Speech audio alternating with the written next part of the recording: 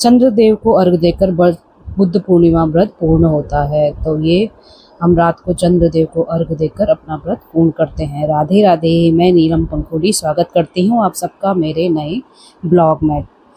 और सुबह सुबह शुरुआत होती है मेरे। सबसे पहले मैं दरवाज़ा खोलती हूँ ताकि बाहर की जो शुद्ध हवा है वो अंदर आए और अंदर की जो निगेटिविटी है वो सब बाहर चली जाए। पूरी रात दरवाज़ा बंद रहता है तो अंदर गर्माहट भी रहती है और उमस सी भी महसूस होती है। तो सुबह उठते ही मेरा काम होता है कि मैं दरवाज़ा खोलूँ, खिड़की वगैरह के पर्दे हटा लेती हूँ और उससे भी ठंडी ठंडी हवाएं अंदर आती है, जिससे अंदर की जो गर्मी है ना, कमरे की गर्मी, वो सब बाहर चली जाती है और बाहर की पॉजिटिविटी प्रवेश करती है। और एक तरह से कहा जाए कि घर की निगेटिविटी यानी कि अंदर की जो भी निगेटिविटी होती है वो सब बाहर चली जाती है। जो हमारा आलसपन होता है वो तभी बाहर जाएगा ना जब हम सुबह सुबह दरवाज़ा वगैरह सब खोल खाल के रख देते हैं।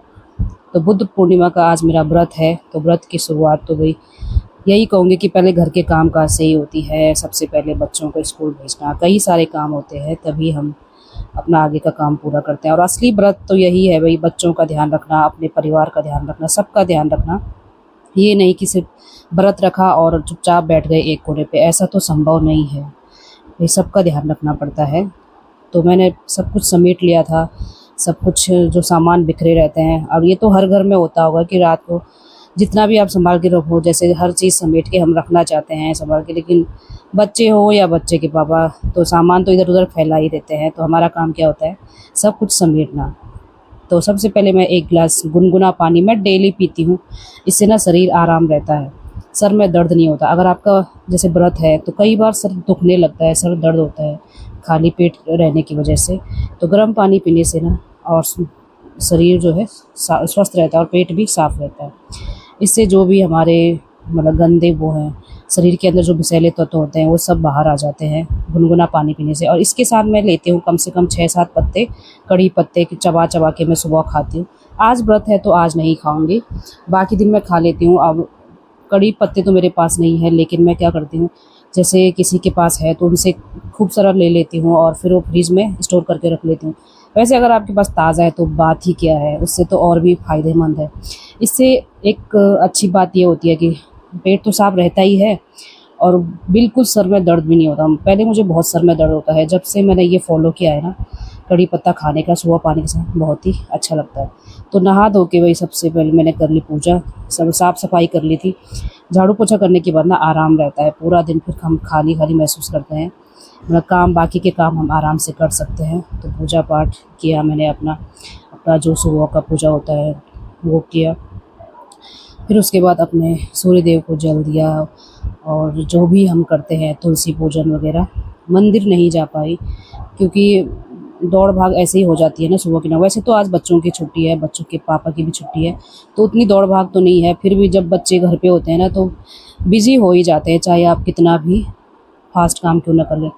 तो व्रत वाला दिन है, सबसे पहले मैंने पूजा कर ली और सुबह ही गुनगुना पानी थोड़ा सा पी लिया था, जिससे शरीर में भी ताकत भी रहती है, कम से कम डिहाइड्रेशन भी नहीं होगी। गर्मी का मौसम है तो ज़रूरी भी है।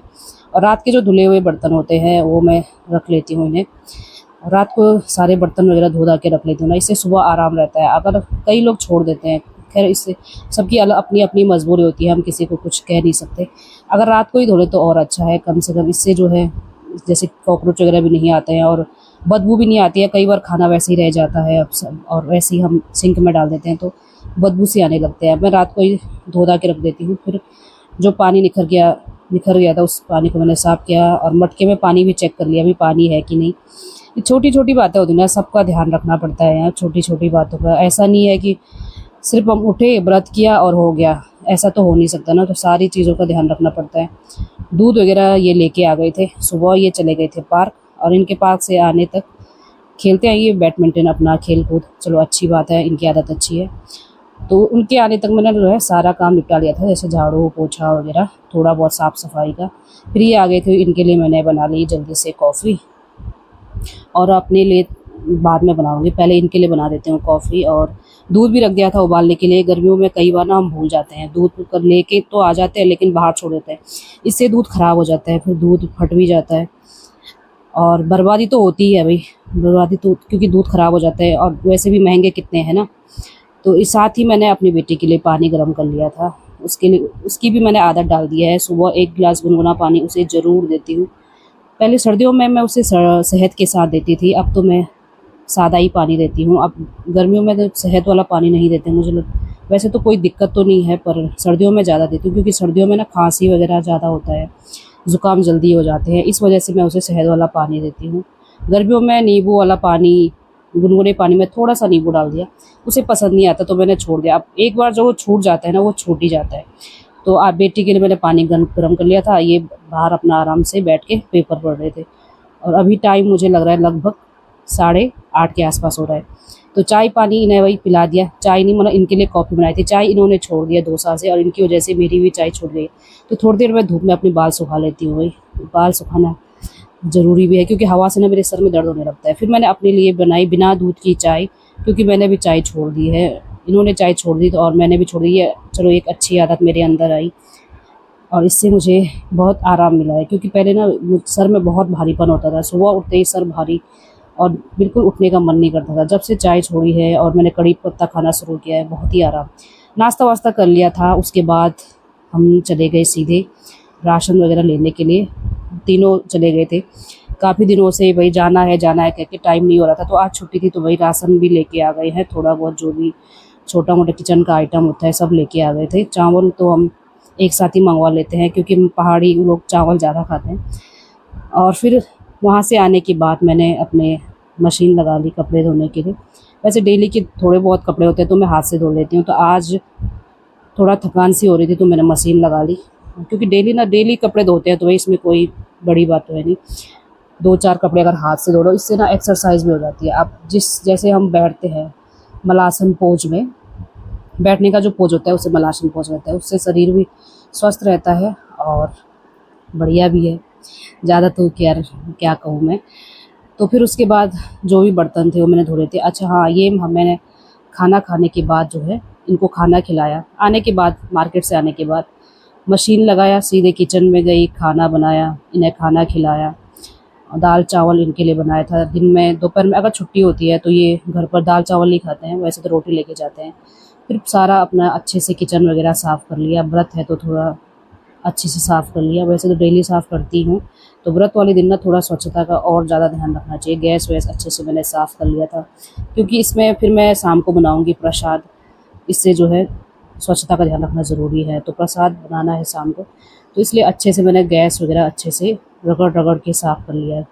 स्वच्छता का ध्यान रखना बहुत ही ज़्यादा ज़रूरी है। तो प्रसाद में मैं सोचा है मैंने कि मैं बनाऊँगी आटे का चूरमा। हमारे वहाँ चूरमा बनता है, वैसे उसे हम कहते हैं चूरन, चूरमा अलग नाम हो गया थोड़ा सा। तो दिन में ही मैंने सारा काम अपना निपटा लिया था दोपहर में, और काम निपटाते हुए टाइम का बिल्कुल पता ही नहीं चलता है। चाहे छुट्टी के दिन तो ज़्यादा ही टाइम का पता नहीं चलता, क्योंकि इनके साथ कुछ ना कुछ काम लगा ही रहता है। देखिए 2:15 हो गए हैं। तो और ये सोफ़ा जो है ना, कम से कम दिन में मैं न जाने कितनी बार ठीक करती हूँ क्योंकि ये बैठते हैं और ये फिसलता रहता है, और मैं इन्हें मना भी नहीं करती, चलो यार सोफ़ा बैठने के लिए तो होता है, ऐसा नहीं है कि सजावट के लिए। तो ये जितनी बार ये बैठते हैं उतनी बार ख़राब कर देते हैं और फिर मैं ठीक करती हूँ। फिर मैंने अपने लिए थोड़ा सा खरबूजा लिया और सुबह मैंने पानी पिया था, उसके बाद थोड़ी सी मैंने ली थी बिना दूध की चाय, और अभी मैं 3:15 बजे ले रही हूँ थोड़ा सा खरबूजा ले रही हूँ। बेटी अपना खाना खूना खा के चली गई थी पढ़ाई करने के लिए, अपना जो भी होमवर्क है, और ये जो है सो गए थे दोपहर के टाइम। फिर शाम को कम से कम 5 बजे के आसपास मैंने अपनी कहानी पढ़ी। शाम का समय अच्छा रहता है क्योंकि सारे काम निपट चुके थे और आराम से कोई डिस्टर्ब करने वाला ना हो, ये सबसे बड़ा ही बढ़िया रहता है। घर की जिम्मेदारी के साथ साथ अपना पूजा पाठ का जो भी काम है मैं वो कर लेती हूँ। इससे जैसे शाम के टाइम अच्छा टाइम रहता है, उस टाइम तो मैंने अपनी कथा वगैरह पढ़ ली। जो भी आप पढ़ना चाहते हो शाम के टाइम पढ़ सकते हो। सुबह अगर आप लोगों के पास टाइम ना हो तो शाम के समय आप लोग पढ़ सकते हैं। तो ये मैं भोग के लिए बना रही हूँ आटे का चूरन। तो इसे अच्छे से घी में भून लेना है जब तक इसका कलर चेंज ना हो जाए, और इसमें पानी वानी नहीं डालना है। पानी डालेंगे तो वो आटे का हलवा बन जाएगा। तो इसमें मैं आज ये चीनी लेके आई हूँ, और पुराना चीनी मैंने यूज़ नहीं किया, नया चीनी यूज़ किया। प्रसाद बनाने के लिए अलग से रख लिया था मैंने चीनी। तो ये थोड़ा सा चीनी डाल के ये हो गया मेरा प्रसाद तैयार। फिर पूजा की जो भी थोड़ी बहुत तैयारी होती है वो मैंने कर ली थी, और आज के दिन ना चंद्रदेव को अर्घ देकर अपनी पूजा पूर्ण की जाती है। तो मैंने तांबे के पात्र सब कुछ अच्छे से धो धा के रख लिए थे, दिए वगैरह धो धा के रख लिए थे। एक मिट्टी का दिया लिया मैंने, चंद्रदेव के ऊपर छत पे जाके मैं करूँगी इसकी पूजा। और फिर पहले अपने घर के अंदर पूजा की, और पूर्णिमा के दिन ना विष्णु भगवान की पूजा की जाती है। ये तो सबको पता ही होगा, अगर नहीं पता तो मैं बता देती हूँ, ज़्यादातर सबको पता ही होता है। तो पूर्णिमा के दिन, और आज पूर्णिमा तो वैसे हर महीने आता है, तो आज के दिन को ही बुद्ध पूर्णिमा क्यों कहते हैं? क्योंकि आज के दिन बुद्ध जी का जन्म भी हुआ था, और बुद्ध जी ने क्या किया था, ज्ञान की प्राप्ति की थी, उन्हें ज्ञान की प्राप्ति हुई थी, और आज ही के दिन दुर्भाग्यवश वो इस संसार से चले भी गए थे। तो इसलिए इस दिन को बुद्ध पूर्णिमा के दिन से जाना जाता है। और पूर्णिमा वैसे हर महीने में एक बार ज़रूर आता है, तो मैं हर पूर्णिमा को व्रत रखती हूँ। बीच में कुछ दिन ऐसे भी होते हैं जब नहीं रख पाते, कई बार कुछ ऐसे हो जाते हैं, मतलब कुछ जो जिस दिन व्रत नहीं रखा जाता है तो छूट जाता है मेरा व्रत के लिए। तो घर की पूजा की, अपना जो भी मैंने जो भी प्रसाद वगैरह बनाया था वो सब भगवान जी को अर्पण किया, और उसके बाद मैं चली गई सीधे अपने छत पे। पहले तुलसी जी की पूजा की थी बाहर बालकनी में, और उसके बाद चले गए छत पे, क्योंकि बालकनी में हमारे यहाँ दिखाई नहीं दे रहे थे हमारे चंद्रदेव। तो मैं चले गई सीधे छत पे अपनी बेटी को लेके। चंद्रदेव अर्घ दिया, और अपने सुखी जीवन के लिए, अपने बच्चों के सुखी जीवन के, अपनों के भले के लिए, अपने सारे प्रियजनों के भले के लिए मैंने प्रार्थना की, और साथ में की चंद्रदेव जी की आरती। और बिना चंद्र देखे इस व्रत का कोई महत्व तो नहीं है। तो अगर बारिश वारिश हो और चंद्रदेव मतलब जैसे ना दिखाई दे तो कोई उतनी बड़ी बात तो नहीं है। उसके बाद अपने लिए मैंने थोड़ा सा बनाया कुट्टू के आटे से आलू के पकौड़े। तो व्रत के दिन मैं यही फलाहारी खाती हूँ, जैसे कभी साबूदाने की खिचड़ी हो गई, या कभी जैसे मैंने आलू के पकौड़े बना लिए, और थोड़ी सी इसमें मैंने मिला ली थी काली मिर्च, और थोड़ा सा मैंने मिला लिया था इसमें सेंधा नमक, और इनको मिला के मैंने अच्छे से कुरकुरा सा बना लिया था पकौड़ा आलू के, और लंबे लंबे स्लाइस करके जैसे फ्रेंच फ्राइज उस टाइप के मैंने पकौड़े बना लिए थे। वैसे पहले भूख नहीं लगती थी जब मैं पहले व्रत रखती थी ना, लेकिन अब तो धीरे धीरे उम्र बढ़ रही है तो फिर शरीर को ज़रूरत भी पड़ती है, तो भूख लगने लगती है। पहले मैं बिना खाए, मतलब जैसे रात को कुछ नहीं खाती थी, लेकिन अब खा लेती हूँ। तो ये बना लिया मैंने कुट्टू के आटे का, कुट्टू के आटे से बने आलू के पकौड़े मैंने अपने तैयार कर लिए थे। तो व्रत के दिन वैसे फलाहारी खाना चाहिए, ऐसे जैसे